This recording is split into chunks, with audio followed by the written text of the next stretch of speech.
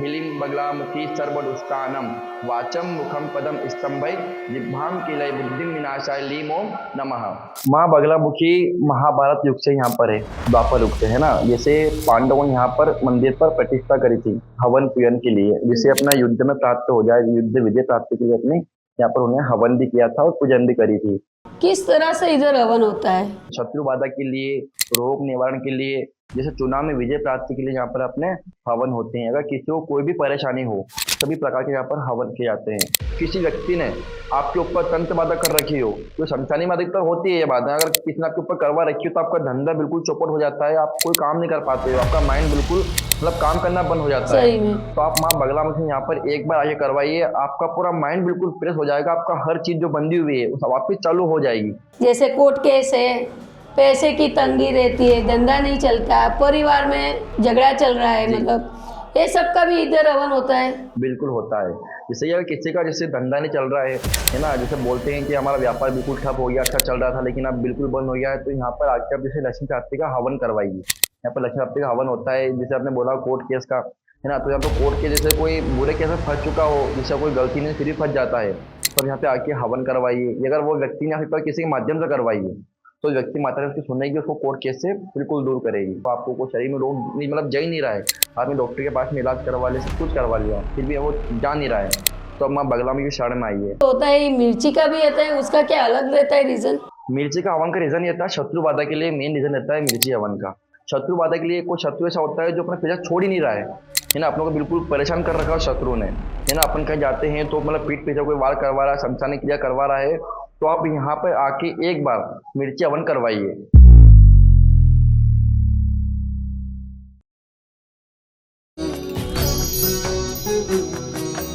નમસ્કાર મિત્રો, ભક્તિ અમૃતમાં આપનું હાર્દિક સ્વાગત છે। હું છું નીલમ। મિત્રો, આજના પોડકાસ્ટમાં આપણી સાથે જોડાયા છે બગલામુખી મંદિરના શાસ્ત્રીજી। તો આપણે એમની સાથે પોડકાસ્ટમાં વાત કરીશું, ઘણી બધી અહીંયા મંદિર વિશે આપણે જાણીશું, તો અમારી સાથે જોડાયેલા રહેજો।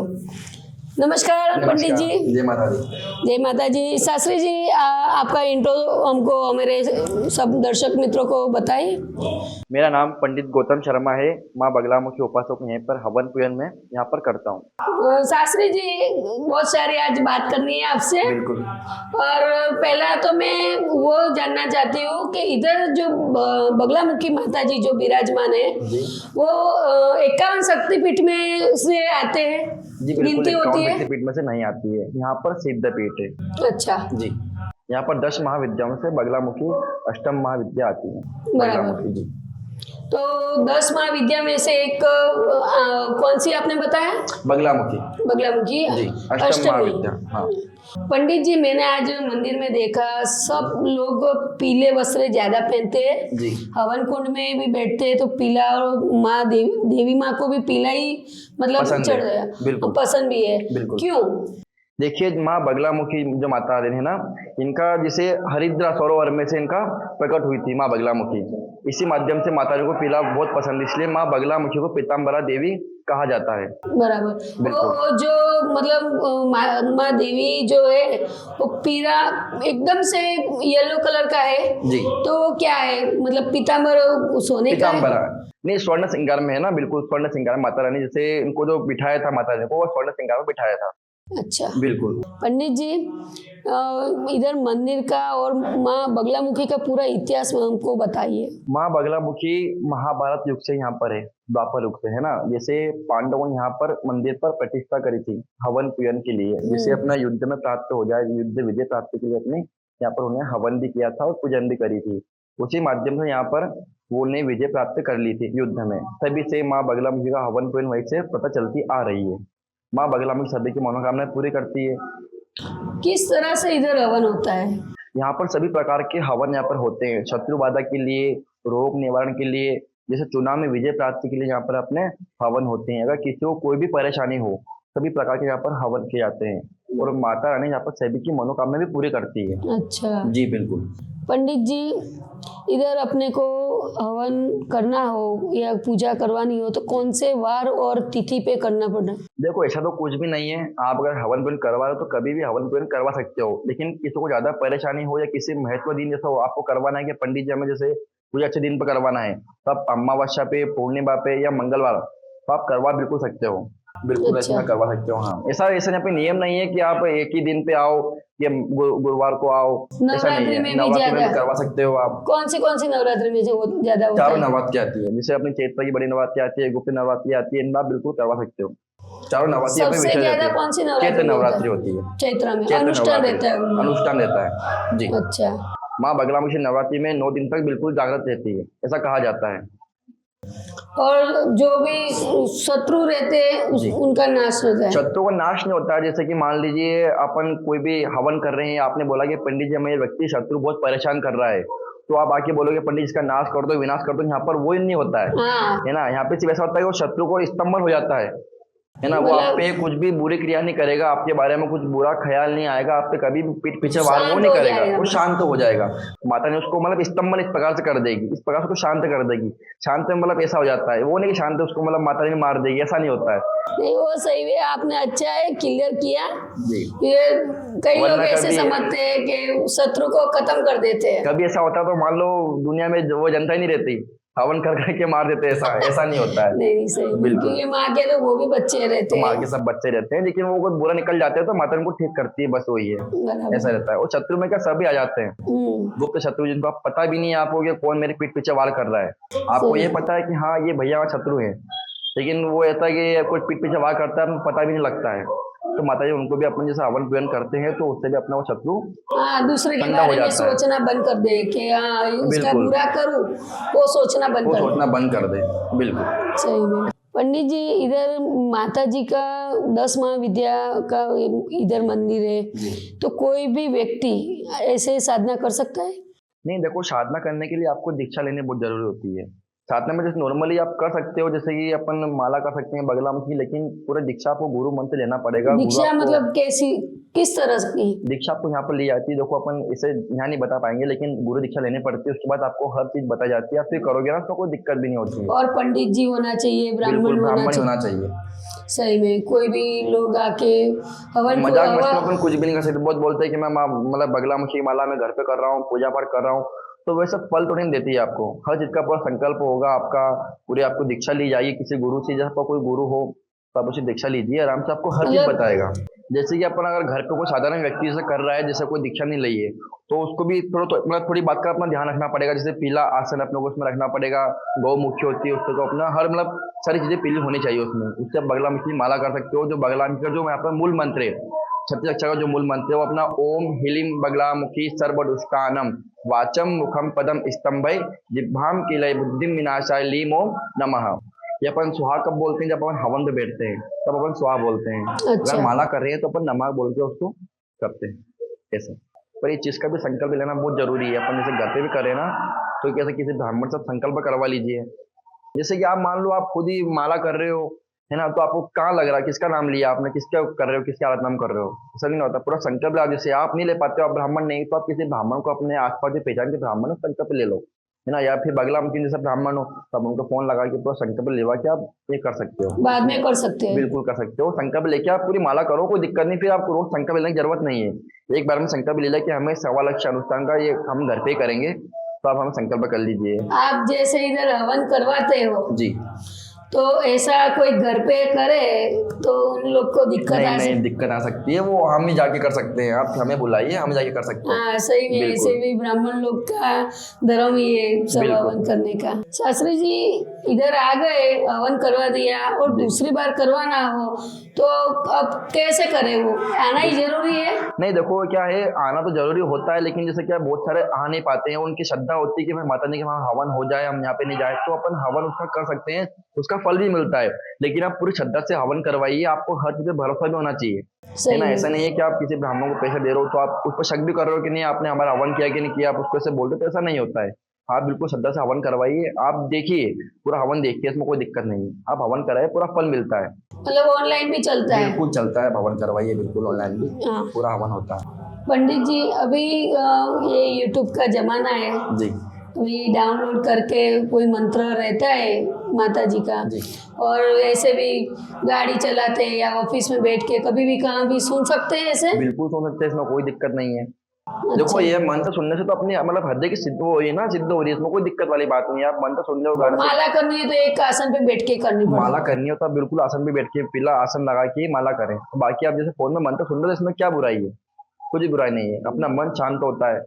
पंडित जी क्या क्या लेना चाहिए जब माला करे, तो कौन सी चीज पीली होनी चाहिए? देखो अपनी हल्दी की माला होती है पीली, आप वो पीली माला लीजिए। एक गौमुखी होती है जिसमें माला अंदर रहती है ना, वो लीजिए पीला आसन। और आप खुद भी पीले वस्त्र पहनिए। तो माता जी को भोग लगाओ तो आप माता जी को भोग भी पीला ही मिठाई का से भोग लगाइए। अच्छा, हाँ, ये माता जी बात को का ध्यान रखने का। बिल्कुल ये आप बात का ध्यान रखिए, चीज की बिल्कुल भूल भी नहीं होनी चाहिए। जो वो भूल हो भी जाए, गलती हो भी जाए, तो अपन माता जी के बेटे हैं, माता जी बिल्कुल अपना माफ करेगी। पंडित जी, बगलामुखी जो कवच रहता है वो पढ़ने का सही तरीका कौन सा है? बगला में जी कवच पढ़ने का सही तरीका भी है, संध्या से पहले अपने नहा धोकर कंप्लीट बैठिए आप, है ना। उसमें पीले पूरे पीले वस्त्र होने चाहिए आपको, है ना। मैंने आपसे आपको बताया था अभी जस्ट, ऐसे ही पूरी विधि होती है उसकी। पूरे कपड़े पहन के पीले आपको पहनना है, माला करना है, पीला आसन होना चाहिए। उसके बाद पूरा कवच पढ़ सकते हो बगलामुखी का। लेकिन वो भी आप किसी मतलब तो सिद्धि लेके कर सकते हो। जैसे कि कोई ब्राह्मण हो, आप तो उससे गुरु दीक्षा लीजिए आप, उसके पहले आप एक कवच। जमींदारी होना वो चाहिए। बिल्कुल, वो जैसे एक कवच है ना, बगला में कवच पढ़े हो तो आपको किसी जैसे गुरु है तो दीक्षा लेना बहुत अनिवार्य है, क्योंकि माँ बगलामुखी है ये, है ना। ऐसा अपन कुछ भी नहीं कर सकते बिना सही ऐसा है। में अभी कोई दुरुपयोग इसका कर सकते हैं हवन से, मतलब किसी के लिए कुछ भी? दुरुपयोग कैसा, अपन जैसे दुरुपयोग नहीं कर सकते, लेकिन ये है कि हाँ कोई अपन को परेशान कर रहा है तो अपन को शांत कर सकते हैं, लेकिन इसका दुरुपयोग नहीं कर सकते अपन। बिल्कुल। पंडित जी, इधर ये कलयुग चल रहा है अभी, उसमें ज्यादा लोग परेशान रहते हैं। जैसे कोर्ट केस है, पैसे की तंगी रहती है, धंधा नहीं चलता, परिवार में झगड़ा चल रहा है, मतलब ये सब का भी इधर हवन होता है। बिल्कुल होता है। जैसे ये किसी का जैसे धंधा नहीं चल रहा है ना, जैसे बोलते हैं कि हमारा व्यापार बिल्कुल ठप हो गया, अच्छा चल रहा था लेकिन अब बिल्कुल बंद हो गया है, तो यहाँ पर आके आप जैसे लक्ष्मी प्राप्ति का हवन करवाइए। यहाँ पर लक्ष्मी प्राप्ति का हवन होता है। जैसे आपने बोला कोर्ट केस का, है ना, तो यहाँ पर कोर्ट के जैसे कोई बुरे केस में फंस चुका हो, जैसे कोई गलती नहीं फिर भी फंस जाता है, तो यहाँ पे आके हवन करवाइए। अगर वो व्यक्ति नहीं आ सकता, किसी के माध्यम से करवाइए, तो व्यक्ति माता ने उसकी सुनेगी, उसको कोर्ट केस से बिल्कुल दूर करेगी। यहाँ पर सभी प्रकार के ऐसे हवन किए जाते हैं। अगर कोई परेशानी भी हो आपको, कोई शरीर में रोग नहीं मतलब जा ही नहीं रहा है, आदमी डॉक्टर के पास में इलाज करवा लिया, सब कुछ करवा लिया, फिर भी वो जा नहीं रहा है, तो अब माँ बगलामुखी की शरण में आइए। आप अगर हवन करवाओ या ना करवाओ, लेकिन माता दी के यहाँ पर आपका मत्था टेक के जरूर जाइए, परेशानी को बिल्कुल सुना के जाइए। आप सही। बिल्कुल उससे और करोगे। मैंने सुना है कि इधर 3 देवी है, तो कौन बिल्कुल। सी है? महालक्ष्मी, सरस्वती जी और बीच में माँ बगलामुखी विराजमान है। अच्छा, और विश्व में पूरे 3 ही मंदिर है माँ बगलामुखी के। एक तो यहाँ नलखेड़ा में है, एक अपने हिमाचल में है, तो एक दतिया में है। लेकिन जो विश्व प्रसिद्ध मंदिर है तो ये नलखेड़ा में है। अच्छा। जी। ये उज्जैन से कितना किलोमीटर रहता 90 है? किलोमीटर दूर पड़ता है उज्जैन से आ बिल्कुल। सकते हैं? हाँ बिल्कुल आ सकते हो। बस आपको हर प्रकार की सुविधा मिल सकती है उज्जैन से। कार से आ सकते हो, बस से आ सकते हो, वहाँ पे सुविधा मिल जाती है। पंडित जी, जी इधर अभी अपने को साधना करनी है, जैसे मेरे को साधना करनी है, जी। तो मतलब कितने टाइम तक करनी, महीना सवा महीना, कितने टाइम? 36 दिन तक साधना करनी होती है आपको। अच्छा, 36 दिन तक बिल्कुल। मतलब उसका कुछ नियम? नियम क्या, जैसे कि आपको वही साधना करनी है आपको, तो फिर किसी ब्राह्मण के पास में जाइए आप। अच्छा, हाँ, आपने उसी बताया हाँ वो बोले। लेके बाकी आप फिर आराम 36 दिन तक साधना आराम से करिए। फिर शास्त्र में लिखा हुआ है कि आप कुछ कर रहे हो 36 दिन का बिल्कुल करिए। जब यहाँ पे अनुष्ठान भी होता है, तो अपने यहाँ पे अनुष्ठान भी होता है, 36 यहाँ पे अनुष्ठान होता है, अपना जाप होता है ना। तो इस 36 दिन तक पूरा कर सकते हैं। 36 दिन? 36 दिन तक आप आराम से साधना कर सकते हैं। पंडित जी, अभी सब हवन तो होता है, मिर्ची का भी होता है, उसका क्या अलग रहता है रीजन?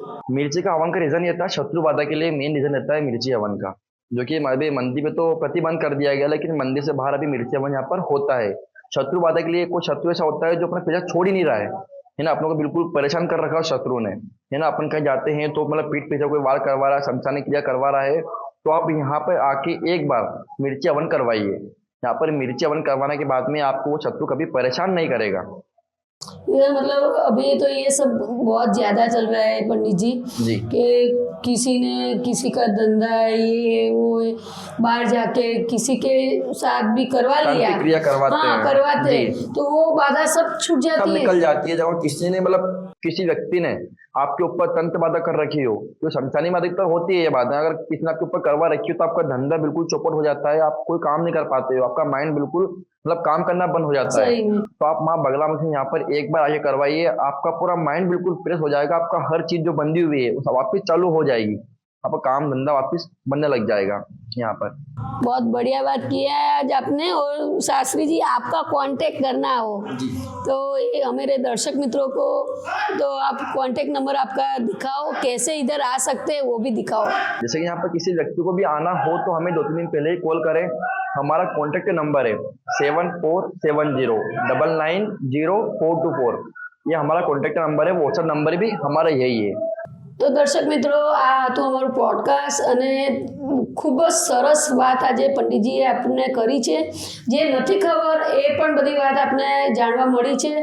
તો પ્લીઝ તમે આ નંબરને સેવ કરી લેજો, જેથી તમારી કોઈ પણ તકલીફ હોય તો તમે અહીંયા આવીને એનું નિવારણ કરી શકો છો। तो पंडित जी आपका बहुत बहुत शुक्रिया जो भक्ति अमृत के साथ आप जुड़े और बहुत सारी बातें हमको जो हम नहीं जानते थे, नहीं पहचानते थे, वो आपने बताई। खूब खूब आपका आभार। ये माता दी। તો મિત્રો તમને અમારો આ વિડીયો કેવો લાગ્યો લાઈક કરજો, શેર કરજો, સબસ્ક્રાઇબ કરજો અને આ પોડકાસ્ટને વધુમાં વધુ શેર કરજો, જેથી જે લોકોને તકલીફ છે એ લોકો આ ઘરે બેઠા વિડીયો જોવે અને માં બગલામુખીને મંદિરે આવે, જેથી એમનું દુઃખનું નિવારણ થાય। જય માતાજી, જય માં મોગલ, જય દાદા।